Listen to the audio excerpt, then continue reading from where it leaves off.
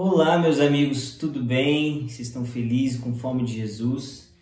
Eu estou muito empolgado para esse vídeo, é um vídeo que eu tenho pensado em fazer há muito tempo e eu espero que esse vídeo abençoe não só a nossa geração, mas a geração que veio antes de nós e a geração que está vindo depois da nossa.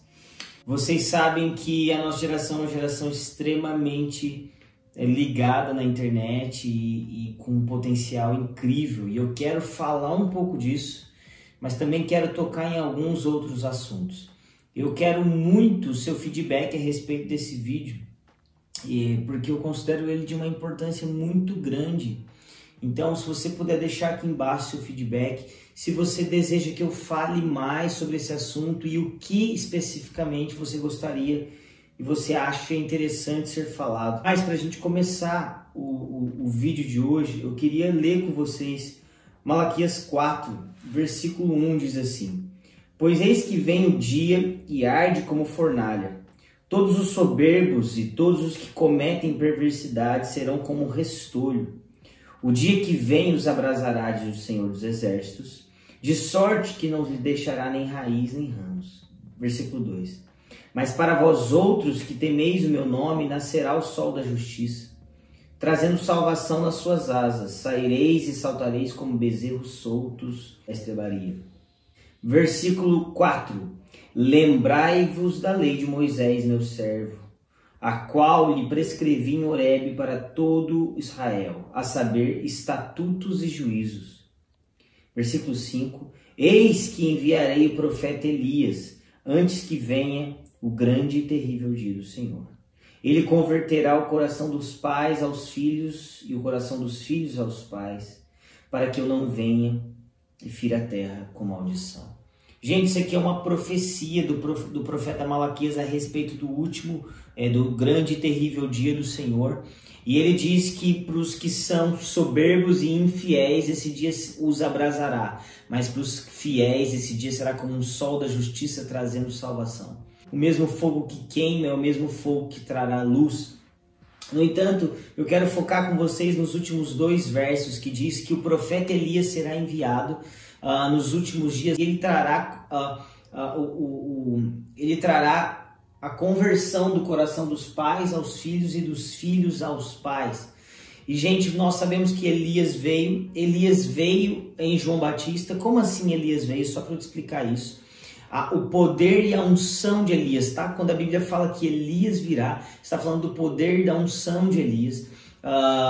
O ministério de Elias será trazido mais uma vez, e isso aconteceu na vida de João Batista, mas Jesus disse que aconteceu na vida de João e aconteceria de novo antes do seu retorno. E o espírito de Elias é aquilo que prepara o caminho para o retorno do Senhor, com arrependimento, com a anunciação do reino vindouro e muitos outros aspectos, mas não é a respeito disso que eu quero falar. O que eu quero conversar com vocês hoje é que todos aqueles que amam a vinda de Jesus, amam o reino do Senhor, amam a igreja, precisam estar atentos ao verso 6 de Malaquias 4, que diz que ele vai converter o coração dos pais aos filhos e dos filhos aos pais. Isso fala de uma bênção que virá sobre as famílias, sim, mas isso também fala sobre gerações, ok? A geração que veio antes abençoando a geração que vem depois, e a geração que veio depois abençoando e andando em comunhão com a geração que veio antes.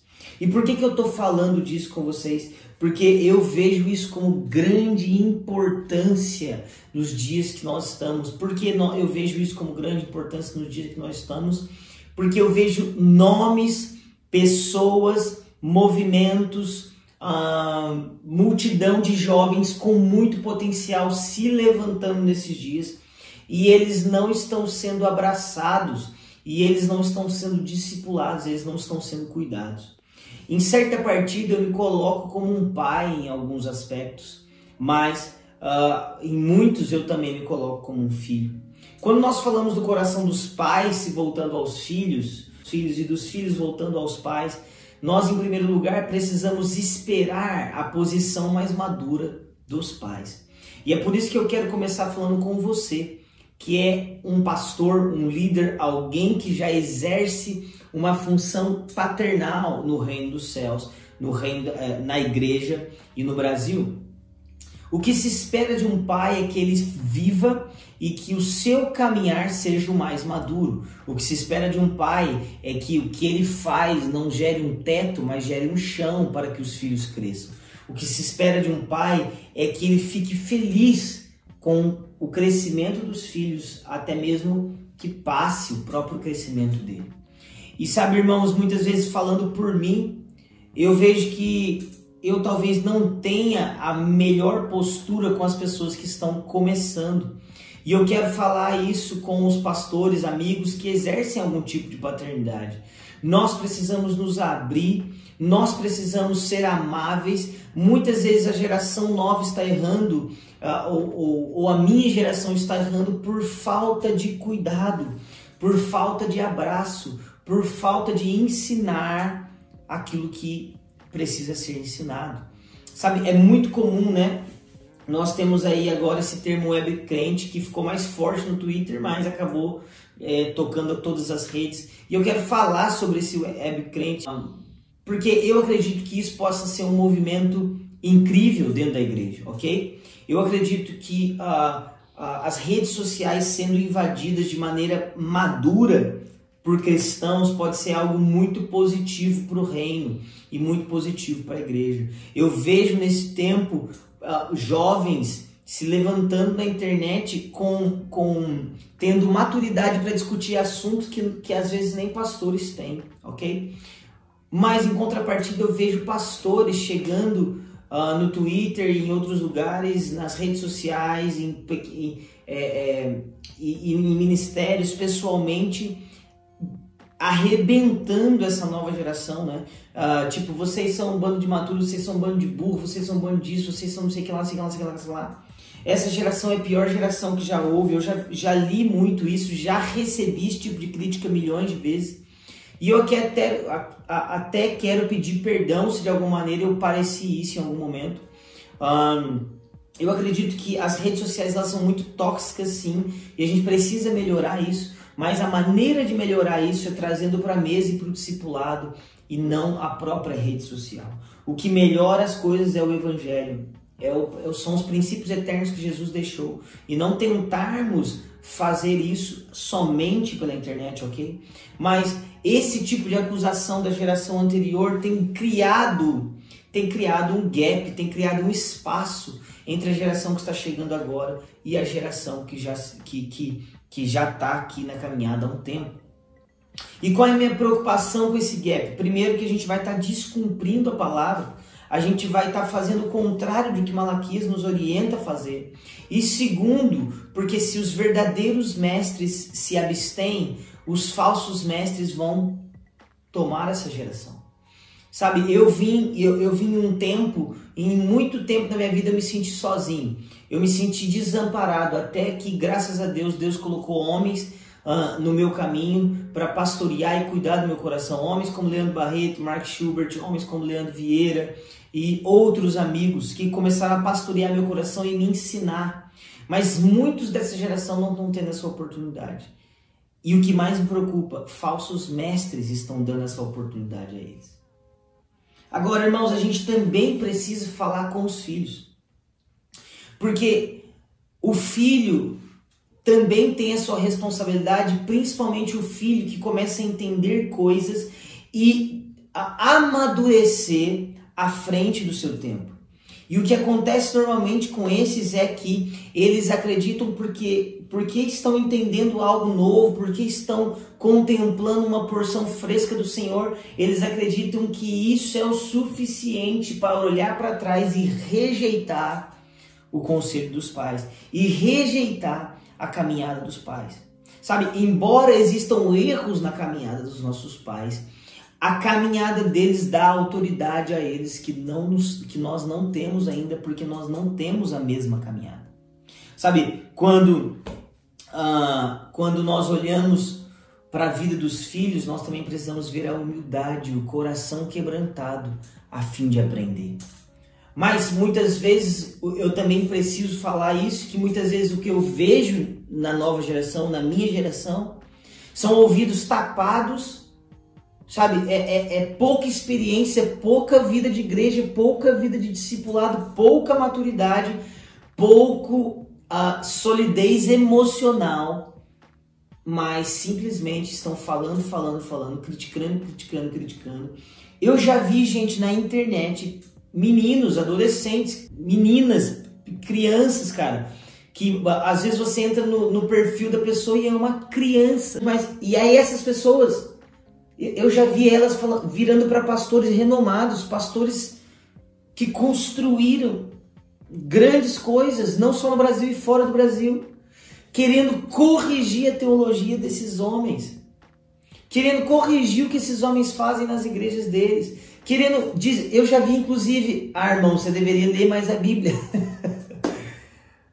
Sabe, isso é assustador, e por favor, não ache que eu estou falando de mim, porque eu me encaixo na postura de filho, ok? Eu me sinto como um pai às vezes, mas me encaixo numa postura de filho. Eu não estou pedindo nenhum tipo de honra a você, eu só estou alertando e fazendo o meu papel aqui, de que nós precisamos ter um coração humilde para aprender, ok? Sabe, quando nós olhamos para Isaías 6, nós vemos um padrão de Deus aqui. Deus não quer enviar todos. Na verdade, Deus quer enviar todos, mas Deus não envia todos. Deus envia os que foram tocados com fogo. E o que significa ser tocado com fogo? É quando Isaías viu com os próprios olhos e disse: Deus, ai de mim. Ai de mim. Sabe, Isaías dizia ai de Israel, ai do povo. Mas quando ele viu a Deus, ele disse: ai de mim. Meu Deus, meus amigos, vamos lá, alguém. A gente precisa dizer esse ai de mim. Nós precisamos ter esse coração ai de mim. Eu preciso aprender, ok? E nós precisamos ter essa cultura de honra que flui dos pais para os filhos e dos filhos para os pais. Dos pais dizendo, cara, esses meninos, essas meninas, eles estão entendendo algo fresco. Eles só precisam ser ajudados, pastoreados. E nós, em contrapartida, olharmos para os pais e dissermos, olha, peraí, eu posso até discordar, posso estar até recebendo algo fresco, mas esse homem, essa mulher tem 40 anos, 20 anos, 10 anos, 5 anos de caminhada na minha frente. Eu preciso ouvi-los. Quando a Bíblia diz em Efésios 3, se eu não me engano, ela diz que para compreendermos a altura, profundidade, largura e comprimento do amor de Deus com todos os santos. Deus só pode ser compreendido em sua plenitude com todos os santos, e não com todos os santos que eu gosto, e não com todos os santos que eu concordo, mas com todos os santos. Quando a Bíblia diz em Romanos 13, versículo 7, pagai a todos o que lhe é devido, a quem tributo, tributo, a quem imposto, imposto, a quem respeito, respeito, a quem honra, honra. Versículo 8, a ninguém fiqueis devendo coisa alguma, exceto o amor, com que vos ameis uns aos outros, porque quem ama o próximo tem cumprido a lei. Então, meus irmãos, deixa eu te falar uma coisa. Ninguém nos deve nada, ok? Não seja alguém que fica implorando por honra ou por respeito. Sabe, ninguém veio pedir honra ou respeito para mim. No entanto, a gente não está cobrando nada, mas nós somos devedores de todos. E o que nós devemos? Amor. É isso que as Escrituras nos ensinam. Nós não devemos dever honra, ok?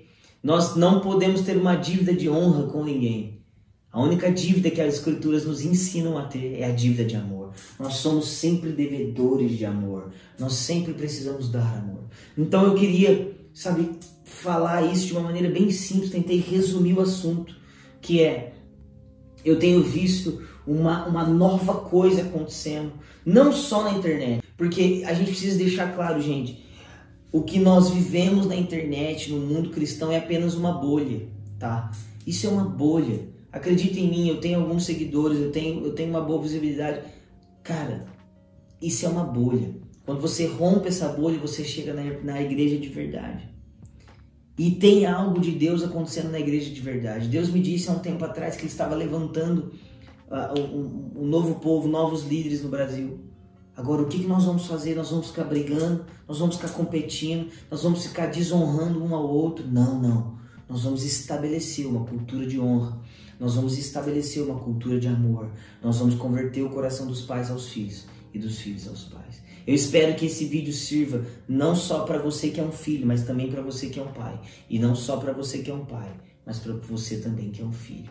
Que os pais sejam os primeiros a ser maduros e os filhos sejam os primeiros a ser ensináveis. E se o filho está amadurecendo, que seja também maduro e humilde para fazer o confronto naquilo que precisar, para dizer o que precisar, mas para que crie pontes e não muros, em nome de Jesus.